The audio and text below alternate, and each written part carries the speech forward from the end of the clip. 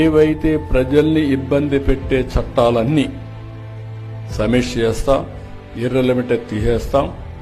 మిమ్మల్ని ఇబ్బంది పెట్టకుండా మీకు కూడా ఓసారి కోరికలు ఎక్కువ ఉంటాయి, అన్నీ మీరే చేయండి సార్ అని.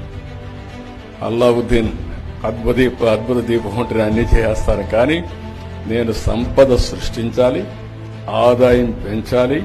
పెంచిన ఆదాయం నేను చెప్పిన ప్రకారం సంక్షేమ కార్యక్రమాలు సూపర్ 6కి ఇవ్వాలి. మళ్లీ కొంత డబ్బులు అభివృద్ధి పైన పెట్టాలి. మీలాంటి పారిశ్రామికవేత్తలను కూడా మనం చూస్తే చాలా మంది ఇబ్బంది పడుతున్నారు.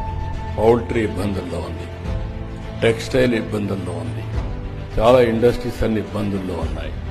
వాళ్ళని ఒక్కొక్కరిని కనీసం ఒకసారి డీఫంక్ట్ అయిపోతే మళ్ళీ రివైవ్ చేయలేదు, ఉండే నమ్మకం కూడా పోతుంది.